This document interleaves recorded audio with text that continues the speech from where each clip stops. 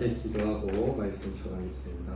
사랑의 주님, 오늘도 말씀을 들으러 온 청년들이 있습니다. 말씀을 들을 때마다 주님의 말씀대로 행하게 하여 주시옵시고 늘 그 삶 가운데 주님의 말씀을 잃지 않으며 살아가는 귀한 청년들 되게 하여 주시옵소서. 우리가 말씀을 듣고 나아갈 때 오직 그 주님만을 바라보고 영광 올리는 그 하나님만을 찬양하며 나아가게 하여 주시옵소서. 사랑 많으신 예수님의 이름으로 기도드립니다. 아멘. 반드시 다시 오실 주님을 기다리며 라는 제목으로 오늘 말씀을 전하겠습니다. 오늘 마지막 말씀을 요한계시록으로 잡았는데 요한계시록은 사실 잘 설교를 하지 않아요. 그리고 좀 어렵기 때문에 한 번의 설교로 끝나지 않습니다. 여러 번 반복을 해야 되고 해석에 있어서 여러 문제들이 많기 때문에 요한계시록 설교를 할 때는 좀 신중하게 하고 준비하는 사람도 그렇지만 듣는 사람들도 각자 해석하면 안 된다는 거예요. 근데 왜 오늘 준비했냐? 제가 말씀을 준비하면서 앞에 하나님이 인도하신다, 하나님은 선하시다, 그리고 그 주님은 우리가 왜 믿고 나가야 되는지를 이제 갑작스럽게 종착점으로 오게 됐지만 오늘 말씀을 듣고 나아갈 때 큰 은혜 받기를 소망합니다. 반드시 다시 오실 주님을 우리는 기다려야 된다는 거예요. 우리가 왜 신앙생활을 할까요? 우리의 신앙생활에 목표, 방향이 있다는 겁니다. 그 방향을 따라가야 되는데 그 방향이 무엇이냐? 다시 오실 주님을 기다려야 된다는 것입니다. 수많은 사람들이 요한계시록을 가르쳤습니다. 근데 거기에 수많은 거짓과 또 자기 마음대로 해석하는 사람들이 종종 있었어요. 그렇기 때문에 우리가 요한계시록을 더욱더 가까이 하고 더 알기 위해서는 바르게 이해해야 된다는 것입니다. 요한계시록 서원을 통해서 오늘 앞부분을 통해서 어떤 책인지 또 어떤 주제인지를 살펴보려고 합니다. 오늘 본문은 크게 세 부분으로 나눌 수 있어요. 1절과 3절, 그리고 4절과 5절, 그리고 6절과 8절 부분으로 나눌 수 있는데 그 첫 번째 1절과 3절은 요한계시록의 장르에 대해서 알려줍니다. 이게 무엇인지, 이 책이 왜 쓰여져 있는지에 대해서 알려주고 있습니다. 우리는 많이 알고 있어요. 요한계시록의 장르가 바로 계시라는 것을 알고 있습니다. 또한 예언서라고도 규정합니다.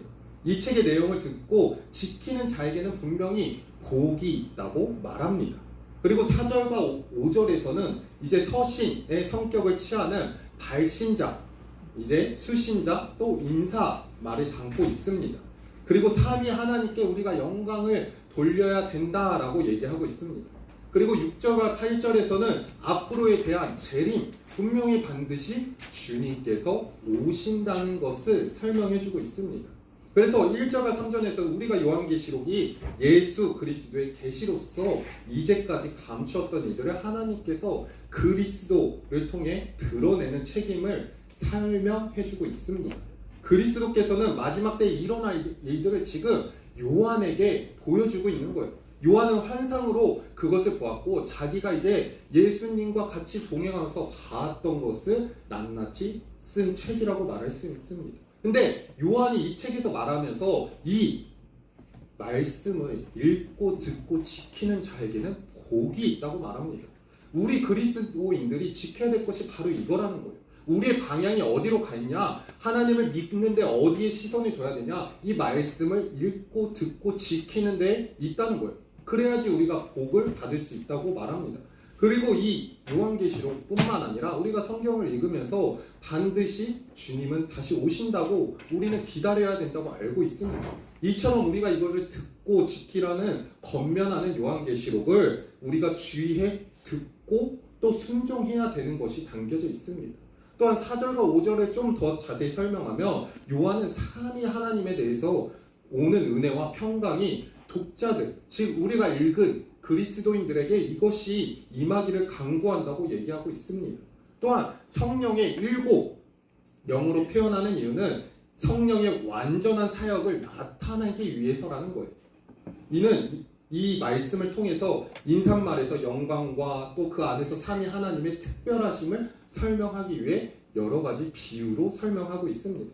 그래서 요한계시록은 그냥 읽으면 이해하기 어려워요. 그냥 여러 가지가 나오고 왜 이런 얘기를 하셨지라는데 해석들이 필요하다는 거죠.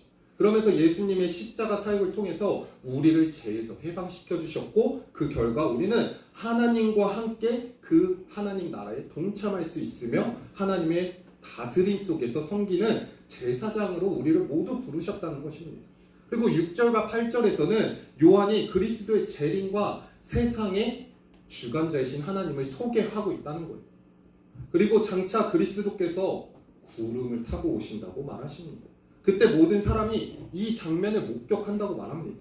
그리고 요한은 이 재림을 목격한 사람들 중에 그리스도를 믿지 않고 적대했던 사람들이 그들 앞에서 그 하나님 앞에서 심판받으실 거라는 것을 설명하고 있습니다.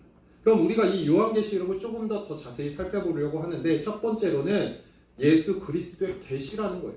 아까 말했던 것처럼 1절과 3절입니다. 예수 그리스도의 계시는 이제 1절과 8절 내용에서 모든 것이 포함되지만 그 먼저 1절, 3절 내용을 더 보면은 이 내용이 무엇인지를 명확하게 드러납니다. 계시라고 말합니다. 예언서라고 얘기합니다. 이어서 발신자가 나오고 인사말을 통해서 이 서신서 형식을 통해 어떠한 형식으로 이 책이 어떻게 쓰여져 있는지를 알려주고 있습니다. 그래서 1절에서 요한계시록 전체 내용을 계시라고 말하며 요약하고 있습니다. 이 계시가 어떻게 전달을 거쳐서 독자들에게 전해지는지를 설명해주고 있는 거예요. 개역개정에서 요한계시록은 예수라는 단어로 시작을 하지만 헬라어 본문에서는 계시라는 단어가 먼저 나옵니다. 그러니까 우리가 읽은 성경책이랑 지금 헬라어 원어에서는 다르다는 거예요. 지금 1절에서 예수 그리스도의 계시라라고 얘기를 하지만 원어에서는 계시 그리고 예수 그리스도의 얘기라고 나옵니다. 즉 아포칼리시스라는 단어를 사용하면서 이 뜻이 무엇이냐? 이제까지 숨겨져 있던 것을 드러내는 행위다라는 것을 포함하고 있는 것입니다. 그러니까 계시라는 것이 우리가 들었을 때 하나님의 말씀이라고 주님이 주시는 말씀이라고 생각하지만 원어의 뜻을 보면 이제까지 숨겨져 있던 것이 드러나는 거니 너희가 주의 깊게 들어야 된다는 것을 설명해주고 있습니다. 그리고 이 원어의 뜻을 조금만 더 올바르게 해석하면은 반드시 속히 일어난다는 뜻도 포함하고 있습니다. 이것을 같이 연결해서 해석하다 보면 이제까지 하나님의 말씀이 숨겨져 있던 것이 드러나게 될 것이며 반드시 속히 일어날 것이다 라고 얘기하고 있는 것입니다. 그래서 우리가 이 계시를 통해서 이 과정을 통해서 우리가 알 수 있는 것은 먼저 하나님께서 계시를 그리스도께 주셨고 그리스도께서는 천사에게 전달하셨고 천사는 요한에게 전달했으며 마지막으로 요한은 소아시아에 있는 교회들에게 전달했습니다. 그것이 지금 우리가 듣고 있는 이 말씀이라는 거죠. 그래서 요한은 이 사명을 통해서 1절에서 자신을 예수 그리스도의 종이라고 표현하고 있습니다. 2절로 들어가자면 나는 그리스도의 종이다 라고 표현하고 있습니다. 그리고 나서 2절의 종으로서 받은 사명이 무엇인지를 설명하고 있는 거예요. 그의 사명은 하나님의 말씀 그리고 예수 그리스도의 증거라고 말하고 있습니다. 자신이 본 환상들의 증거뿐만 아니라 같이 했던 것들을 얘기하고 있는 거예요. 이 두 가지를 표현해서 자기가 본 것과 동격을 이루고 있는 거예요. 내가 본 것만 말하는 것이 아니라 천사가 나에게 보여주신 그 계시를 똑같이 내가 직접 본 것 마냥 그것을 요한계시록에 낱낱이 드러내고 있음을 보여주고 있습니다. 그리고 3절에 와서는 계시가 주는 복이 무엇인지를 설명해주고 있어요. 요한은 이 예언의 말씀을 읽고 듣는 자가 지킬 때 듣는 자에게는 복이 있다고 말합니다. 근데 이 표현이 요한계시록에 총 7번 등장합니다. 오늘 읽은 3절에서 이 말씀을 읽고 듣는 자에게 복이 있다라고 얘기하지만 요한계시록에 총 7번이 등장합니다. 어떤 사람이 복이 있을까요? 방금 말했던 것처럼 기록한 것을 지키는 자에게 복이 있다고 말합니다. 그리고 주 안에서 죽는 자에게 복이 있다고 말합니다. 그리고 자기 부끄러움을 보이지 아니한 자, 그리고 어린 양의 혼인잔치에 청함을 받은 자, 부활에 참여하는 자, 말씀을 지키는 자, 자기 두루마리를 빠는 자에게 복이 있다고 말하고 있습니다. 이것이 우리가 지켜야 될 복이라는 거예요. 근데 오늘 말씀에서는 우리가 말씀을 읽고 듣고 지켜야지 복이 있다는 것을 깨닫기 바랍니다. 이것이 우리의 신앙생활의 목표가 되길 소망합니다. 그때 우리가 그 하나님 앞에 영광 돌릴 수 있고 그 하나님이 오셨을 때 반드시 오시는 그 주님만을 기다리며 우리가 그 복을 누리는 자가 되길 소망합니다. 당시 예배하는 사람들이 이것을 믿고 이 말씀대로 분명히 오실 거라는 것을 믿고 있었어요. 요한계시록에 기록된 말씀은 단순히 순종이 강조되는 뿐만 아니라 우리가 순종해야 될 이유에 대해서도 얘기한다는 거예요. 왜냐? 분명히 재림하신 주님이 오시기 때문에 너희가 이 말씀을 듣고 기다려야 된다라고 알려주고 있습니다. 그리고 요한계시록을 읽다 보면은 임박했음을 우리가 알 수 있습니다. 요한계시록에서 사도는 요한계시록에 기록하면서 재림의 메시지를 우리에게 중요한 영적 교훈이라는 것을 알려주고 있어요. 우리도 이미 요한계시록 하면 주님이 계시고 주님이 오실 거야 라고 알고는 있습니다. 근데 이는 단순히 주님의 재림 시점을 예측하기 위해서 우리가 이 요한계시록을 읽는 것이 아니라 우리가 어떻게 살아가야 될지를 알아야 된다는 거예요. 그래서 요한계시록을 읽으면서 우리가 주의해야 하지만 이 말씀을 통해서 우리가 어떻게 살아가야 될지도 알 수 있다는 것입니다. 주님의 재림이 지체되는 것처럼 보일 수도 있어요. 왜 주님 반드시 당시 초대교회 성도들로 생각해보면은 아니 반드시 주님이 오신다, 곧 오신다 라고 말씀했는데 왜 안 오실까요? 그리고 지금도 우리가 말씀을 들으면서 반드시 주님이 오신다 라고 하지만 우리의 생각과 우리의 시간과 주님의 시간은 다르다는 것입니다. 성경은 분명히 하나님의 시간은 우리의 시간과 다르다고 얘기해주고 있습니다.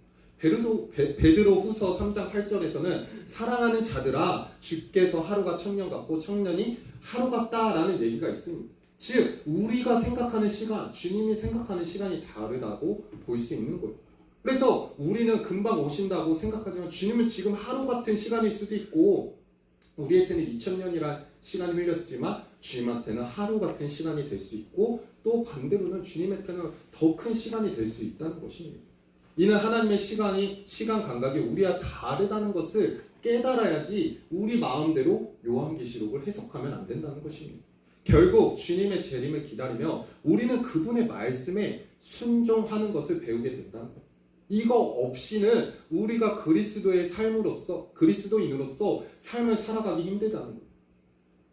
순종하면서 사랑을 실천하고 또 이는 우리의 신앙을 굳건하게 한다는 거예요. 주님의 뜻을 따라 살아가도록 이끌어주는 말씀이라고 할 수 있습니다. 모든 것이 하나님의 선하신 계획 안에 있음을 우리가 믿어야 된다는 거예요. 하나님의 인도하심, 하나님의 선하심, 저번 주와 저저번 주 말씀을 통해서 이해할 수 없는 일들이 일어난다는 거예요. 근데 이 요한계시록만 읽어도 분명히 주님이 오실 것 같고 무엇인가 일어날 것 같은데 우리는 어떻게 믿음 생활을 해야 돼요? 우리가 순종해야 된다는 것입니다. 그분의 이루어질 때까지 우리가 신뢰하며 하루하루 살아가기를 소망합니다. 두 번째로는 이제 아시아에 있는 7교회에 보내는 서신이라는 거예요. 이제 4절 말씀으로 넘어와서 발신자, 수신자, 성부와 성령에 대해서 얘기를 합니다. 이 서신자, 발신자에 대해서는 7교회가 등장합니다. 아시아에 있는 7교회를 언급하고 5절에서는 안부와 인사를 정하면서 그 안에 은혜와 평강이 있다고 얘기하고 있습니다. 이 부분을 통해서 우리는 요한계시록 장르적으로 볼 때 묵시문학적인 표현과 예언서이면서 여러 가지 이야기가 담겨져 있는 서신, 편지와 같은 모습을 보여주고 있습니다. 여러 가지가 담겨져 있다는 거예요. 이 말씀 안에서 그냥 예언서 같지만 그 예언서 안에서 서신, 편지를 보내서 너희가 이거 어떻게 살아가야 될지를 알려주고 있다는 거예요. 편지에 인사말이 담겨져 있습니다. 인사말은 성부와 성령과 성자의 순서대로 나열되며 이것이 무엇을 의미하냐? 삼위일체 하나님에 대해서 다시 한번 강조해주고 있습니다. 그 안에서 평강이 있으며 은혜가 있다고 말하며 아시아에 있는 7교회에 있기를 소망한다는 거예요. 즉 너희에 있는 7교회 모두에 지금 삼위 하나님으로부터 기원으로 받아들이는 은혜와 평강이 있기를 소망하면서 이 편지를 썼다는 것입니다. 예상에 벗어나는 예상과 배열되는 것이 아니라 성령과 성자 앞에 배열된 올바르게 순서대로 배열하면서 지금 가장 많이 할당된 부분으로서 성자에게 초점되어 있다는 거예요.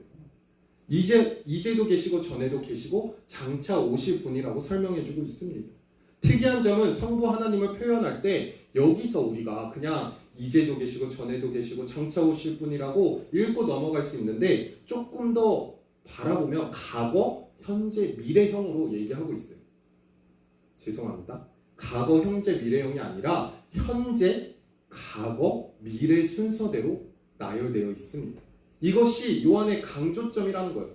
당시 요한이 고통당하고 있는 성도들에 대해서 보여주고 있는 거예요.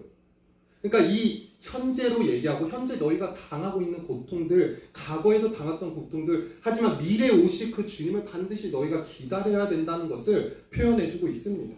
과거와 미래를 주관하시는 분이 현재에도 주관하신다는 의미도 포함되어 있다는 거예요. 과거, 현재, 미래가 되면 그냥 과거는 과거 것이고 현재는 현재고 미래는 앞으로 올 거다 이렇게 이해할 수 있는데 지금 요한이 강조하는 부분이 현재, 과거, 미래를 포함하면서 과거에도 계셨고 미래에도 오실, 현재도 이끌어 가신다는 것을 다시 한번 그들을 이것을 읽음을 통해서 깨닫게 해준다는 것입니다. 그리고 일곱 영을 성령을 가리킵니다. 이 표현은 천사들을 가리킨다는 주장도 있지만 일곱 등장을 온 세상에 두루 다니는 여호와의 눈으로 해석하는 스가랴의 말씀으로 해석할 수 있습니다. 그리고 5절 성자와 성자에 대한 영광에 대한 찬양이 올려지고 있다.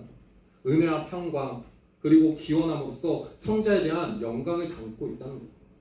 그리고 그 먼저 성자는 충성된 증인이다 라고 얘기합니다. 죽은 자들 가운데 먼저 나신 분이라는 거예요. 땅의 임금의 머리로서 소개되고 있습니다. 예수님은 지금 하나님의 계시를 충성스럽게 전달하는 분이며 첫 부활의 열매라고 얘기해주고 있습니다. 또한 만왕의 왕이라는 것을 설명해주고 있습니다. 이 얘기를 통해 소아시아 교회 7교회에 이 편지가 쓰여졌지만 우리의 삶 가운데서도 이 앞으로 오실 예수님 영광 받으실 그 주님을 우리가 바라보고 나아가야 된다는 걸 얘기하고 있습니다.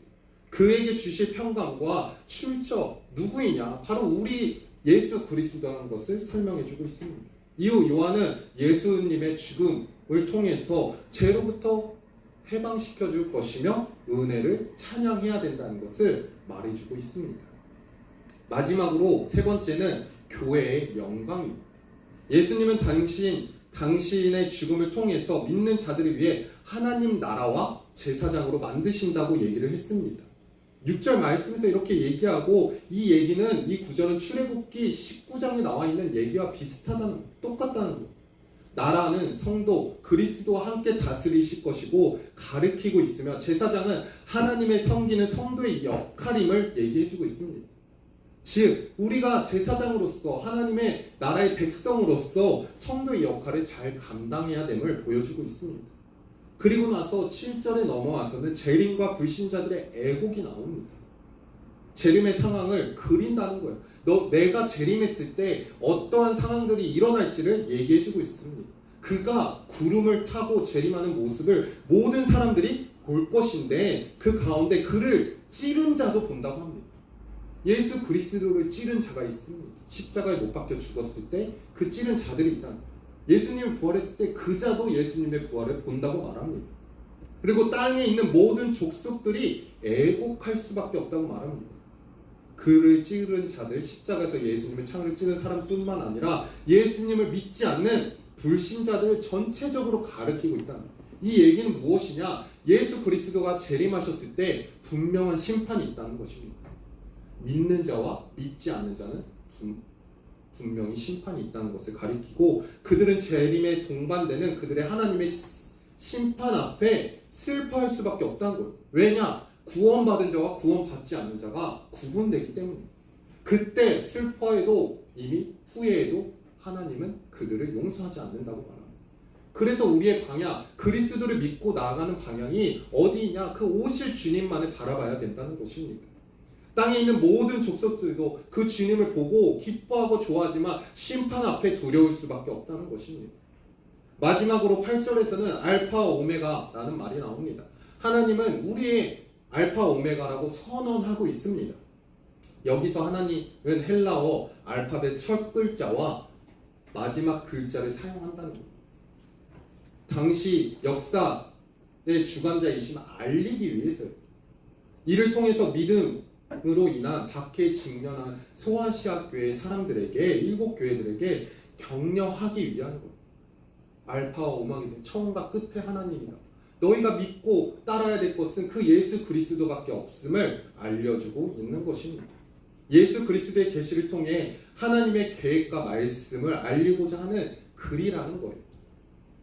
하나님이 예수 그리스도를 통해서 그의 종들에게 속히 일어날 일을 알리기 위해 천사는 요한을 통해서 또 그 얘기를 듣고 요한은 이 얘기를 통해 소아시아 교회에 편지를 쓴 겁니다.